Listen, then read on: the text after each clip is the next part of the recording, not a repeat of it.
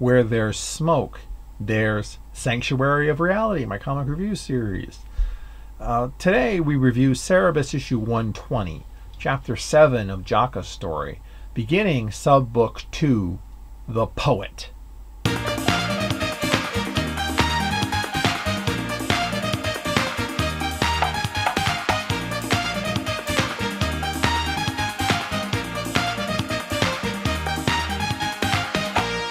One stormy afternoon, Oscar returns to the small village on the mountainside and is greeted by Rick, who asks him about his recent trip to the upper city.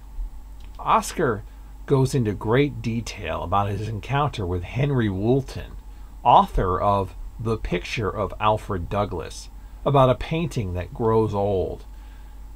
As he discusses the exchange of barbed witticisms, he offers Rick a cigarette, which he accepts, though worried about his wife's approval.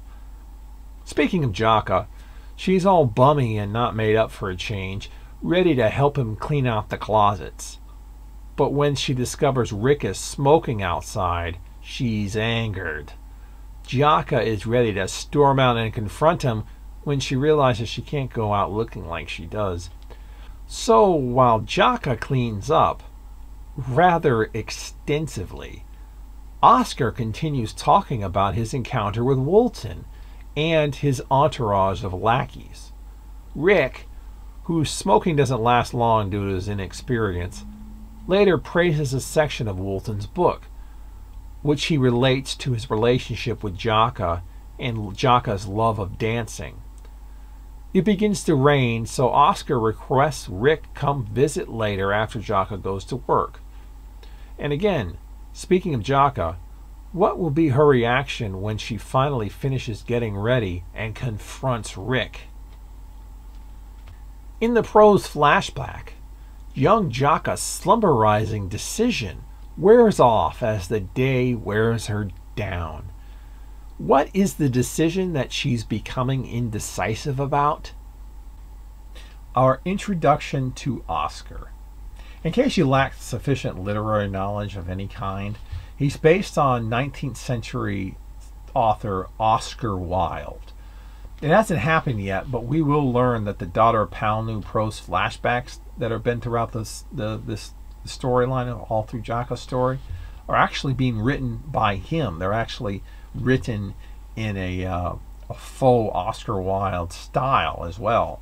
So while this is his first appearance, his voice so far has actually been with us since the start of Jaka's story. He's an immensely fun character. His scenes are always a real highlight of the story. Oscar won't be the last real-world author to appear in Cerebus. We'll get F. Scott Fitzgerald and Ernest Hemingway later on. He's also not the last character to be based on Oscar Wilde. Hell, Henry Woolton, mentioned in this very issue, is technically based on Oscar Wilde as well. The picture of Alfred Douglas is, of course, the picture of Dorian Gray. So that's kind of trippy to think about. You know, here's Oscar talking about meeting Oscar, and guess what? There's another Oscar Wilde on the next phone book, Melmoth. So, wow. So that's the real world only gets one Oscar Wilde, and then in the fictional universe, 3 of them come along. Go figure. Overall, it's a great introduction to a great character. Though I have no idea what Pud's doing in the final scene of the issue. He's collecting cigarette butts in a bucket. I don't know what for. I've looked around. I can't find any answers to it. Anyway, next time, what's behind door number 2?